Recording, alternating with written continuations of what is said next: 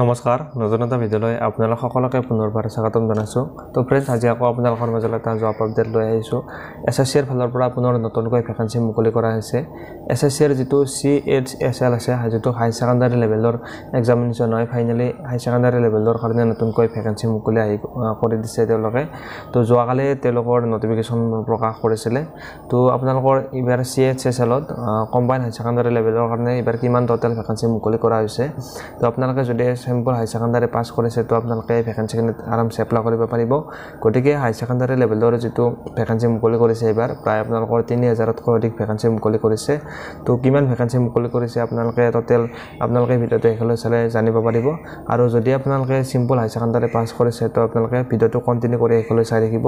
তো আপোনালোকৰ কাৰণে এই ভিডিঅ'টো অতিকৈ ইম্পৰ্টেণ্ট হয়। গতিকে আপোনালোকক এই ভিডিঅ'টোত ষ্টেপ বাই ষ্টেপ জনাবলৈ গৈ আছোঁ। যিখন নটিফিকেশ্যন আহিছে নটিফিকেশ্যনখন আপোনালোকক দেখুৱাই দিম। এইটো ভিডিঅ'তে আপোনালোকে ভিডিঅ'টো কেৱল কণ্টিনিউ কৰি থাকিব। আৰু যদি ফ্ৰেণ্ডছ আপোনালোকে নতুনকৈ আমাৰ চেনেলত ভিজিট কৰিছে তো ফ্ৰেণ্ডছ আপোনালোকে চেনেলটো ছাবস্ক্ৰাইব কৰি বেল আইকনটো প্ৰেছ কৰি ৰাখিব।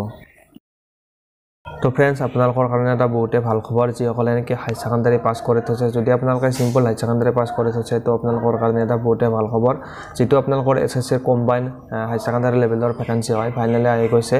তো আপোনালোকে যদি কম্বাইন হাই ছেকেণ্ডাৰী লেভেলৰ যিখিনি HS লেভেলৰ আপোনালোকৰ ভেকেঞ্চি হয়, তো আপোনালোকে যদি এই ভেকেঞ্চিৰ কাৰণে আপোনালোকে অপেক্ষা কৰিছিলে তো আপোনালোকৰ ফাইনেলি তেওঁলোকে যোৱাকালি নটিফিকেশ্যন প্ৰকাশ কৰিছে। তো আপোনালোকে SSCৰ যিটো অফিচিয়েল ৱেবছাইট হয় ssc.gov.in, সেই ৱেবছাইটত গ'লে আপোনালোকে দেখিবলৈ পাব যোৱাকালি 23 জুন তাৰিখ আছিলে আৰু 23 জুন 2025 তাৰিখে তেওঁলোকে নটিফিকেশ্যনখন প্ৰকাশ কৰিছে। আৰু ইয়াৰ আপোনালোকৰ নটিফিকেশ্যনখন আপোনালোকক ডাউনলোড কৰি দেখুৱাই দিছোঁ।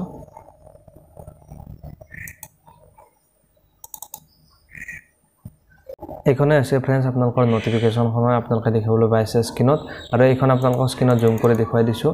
তো ফ্ৰেণ্ডছ, আপোনালোকৰ যিটো কম্বাইন হাই ছেকেণ্ডাৰী লেভেলৰ ভেকেঞ্চি হয় 10+2 লেভেলৰ ভেকেঞ্চি, তো ফাইনেলি তেওঁলোকে মুকলি কৰিছে। যিহেতু ইয়াৰ আপোনালোকৰ যোৱাকালি তেওঁলোকে মুকলি কৰিছিলে অফিচিয়েল ৱেবছাইটত, তেওঁলোকে নটিফিকেশ্যনখন প্ৰকাশ কৰিছিলে। আৰু যোৱাকালিৰ পৰাই আপোনালোকৰ এই ভেকেঞ্চিখিনিত এপ্লাই ষ্টাৰ্ট হৈ গৈছে। আৰু আপোনালোকে এই ভেকেঞ্চিখিনিত জুলাই মাহৰ 18 তাৰিখলৈ আপোনালোকে এই ভেকেঞ্চিখিনিত এপ্লাই কৰিব পাৰিব। আৰু আপোনালোকে যিহেতু এই ভেকেঞ্চিখিনিত SSCৰ যিকোনো ভেকেঞ্চিতে আপোনালোকে এপ্লাই কৰিবলৈ কিছু এপ্লিকেশ্যন ফিজ আপোনালোকে দিব লাগে। তো আপোনালোকৰ যিটো এপ্লিকেশ্যন ফিজটো দিব লাগিব যিহেতু। আৰু আপোনালোকৰ যিটো এপ্লিকেশ্যন ফিজৰ যিটো ডেট হয়, লাষ্ট ডেট, সেইটো হৈছে 19 জুলাইলৈকে আপোনালোকে যিটো এপ্লিকেশ্যন ফিজ হয় এপ্লিকেশ্যন ফিজটো আপোনালোকে দিব পাৰিব। আৰু আপোনালোকে যদি এপ্লাই কৰোঁতে কিবা আপোনালোকৰ ভুল হৈ যায় তো আপোনালোকে সেইটো আপোনালোকৰ SSCৰ ফালৰ পৰা সুবিধা তেওঁলোকে দিয়ে। তো আপোনালোকে এইটো কাৰেকশ্যন কৰিব পাৰিব। কাৰেকশ্যনটো ডেটটো দিছে যে আপোনালোকে 23 জুলাইৰ পৰা আপোনালোকে 24 জুলাইৰ ভিতৰত আপোনালোকে কাৰেকশ্যন কৰিব পাৰিব। তো SSCৰ যিটো CHSL আছে, সেই CHSLত আপোনালোকৰ দুটা লেভেলত আপোনালোকৰ এক্সামটো অনুষ্ঠিত হ'ব, যিহেতু চিলেকশ্যন প্ৰচেছ। তো প্ৰথমতে আপোনালোকৰ টায়াৰ 1ত আপোনালোকৰ কম্পিউটাৰ বেছ টেষ্ট অনুষ্ঠিত হ'ব। এইটো আপোনালোকৰ এক্সামটো অনুষ্ঠিত হ'ব ছেপ্টেম্বৰ মাহৰ 8 তাৰিখৰ পৰা আপোনালোকৰ ছেপ্টেম্বৰ মাহৰ 18 তাৰিখলৈ আপোনালোকৰ এক্সামটো অনুষ্ঠিত হ'ব।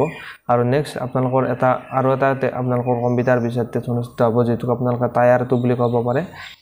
আপোনালোকৰ যিটো টায়াৰ 2, সেই টায়াৰ 2টো আপোনালোকৰ ফেব্ৰুৱাৰী-মাৰ্চ মাহত অনুষ্ঠিত হ'ব বুলি তেওঁলোকে ইয়াত প্ৰকাশ কৰিছে। অৰ্থাৎ 2026 চনৰ ফেব্ৰুৱাৰী-মাৰ্চ মাহত আপোনালোকৰ টায়াৰ 2টো অনুষ্ঠিত হ'ব। ইয়াত যিহেতু আপোনালোকৰ হাই ছেকেণ্ডাৰী লেভেলত আপোনালোকৰ যদি এপ্লাই কৰে তো আপোনালোকৰ ইয়াত বেলেগ বেলেগ পোষ্ট আছে। তো ইয়াত আপোনালোকৰ পোষ্টবিলাক যদি চাবলৈ যাওঁ, লোৱাৰ ডিভিজন ক্লাৰ্কৰ কাৰণে আপোনালোকৰ পোষ্ট আছে। তাৰপিছত junior secretary assistant and data entry operator আপোনালোকৰ পোষ্ট আছে। তো আপোনালোকৰ ইয়াত এইবিলাক পোষ্টৰ আপোনালোকে বিভিন্ন পোষ্টৰ আপোনালোকৰ হাই ছেকেণ্ডাৰী পাছ বিচাৰিছে।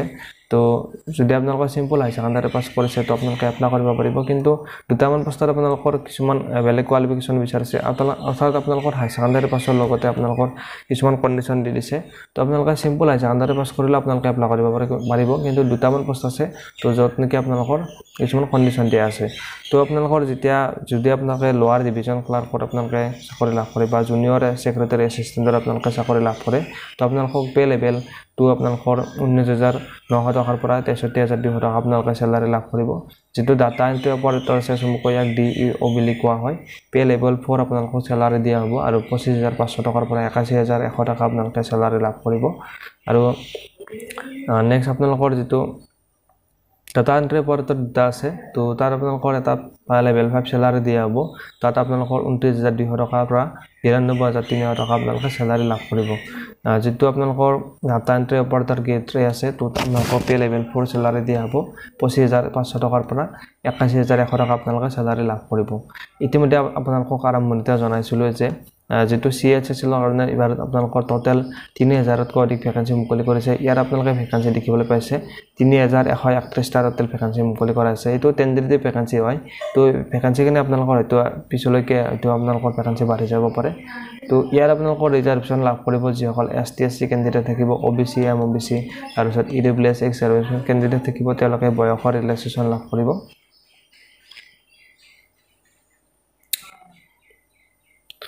তো আপোনালোকে এই ভ্যাকেন্সিখিনিত এপ্লাই কৰিবলৈ হলে আপোনালোকৰ এজন ভাৰতৰ স্থায়ী বাসিন্দা হ'ব লাগিব তো আপোনালোকে ভ্যাকেন্সিখিনিত এপ্লাই কৰিব পাৰিব তো এতিয়া আপোনালোকৰ যেটো বয়সটো কিমান বিচাৰিছে ইয়াত উল্লেখ কৰিছে যে আপোনালোকৰ মিনিমাম বয়সটো 18 বছৰ হ'ব লাগিব আৰু ম্যাক্সিমাম আপোনালোকে 27 বছৰলৈকে আপোনালোকে এই ভ্যাকেন্সিখিনিত এপ্লাই কৰিব পাৰিব আৰু যিসকলে ইতিমধ্যে জনাইছো যে আপোনালোকে ST SC সকলে 5 বছৰ ৰিলেক্সেশন লাভ কৰিব OBC সকলে 3 বছৰ ৰিলেক্সেশন লাভ কৰিব PWD যিসকল আনৰিজাৰ্ভ ক্যান্ডিডেট আছে তেওঁলোকে 10 বছৰ ৰিলেক্সেশন লাভ কৰিব PWD OBC ক্যান্ডিডেট সকলে 13 বছৰ ৰিলেক্সেশন লাভ কৰিব PWD ST SC ক্যান্ডিডেট সকলে 15 বছৰ এই ৰিলেক্সেশন লাভ কৰিব আৰু যিসকল এক্স সাৰ্ভিসমেন ESM ক্যান্ডিডেট আছে তেওঁলোকে 3 বছৰ ৰিলেক্সেশন লাভ কৰিব আৰু আপোনালোকৰ ইয়াত বহুত কেইটা ৰিলেক্সেশনৰ কন্ডিশন ইয়াত দিয়া আছে ইয়াত আপোনালোকে নটিফিকেশনত ভালদৰে এবাৰ চেক কৰি চালে আপোনালোকে নিশ্চয় জানিব পাৰিব তো ইয়াত আপোনালোকৰ যিখিনি সিম্পল আইখিনি আপোনালোকক ৰিলেক্সেশন জনালো আৰু যদি আপোনালোকে ফুল নটিফিকেশন আপোনালোকে পাব বিচাৰে তো আপোনালোকে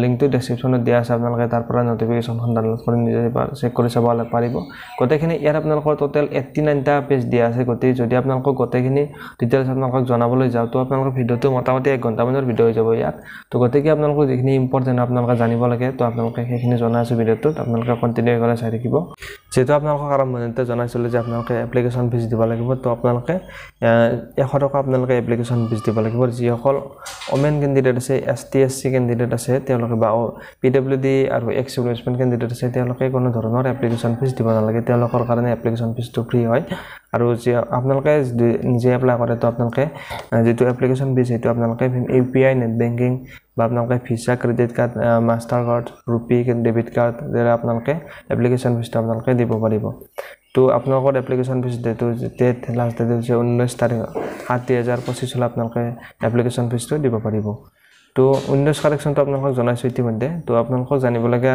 অৰ্থাৎ আপোনালোকৰ সিম্পল যেখিনি জানিব লাগে আপোনালোকে যদি আপোনালোকে ভিডিওটো ভাল পালে তেনলে ভিডিওটো লাইক কৰি দিব আৰু চেনেলটো আপোনালোকে যদি নতুনকৈ ভিজিট কৰিছিলে আপোনালোকে চেনেলটো সাবস্ক্ৰাইব কৰি বেল আইকনটো প্ৰেছ কৰি ৰাখিব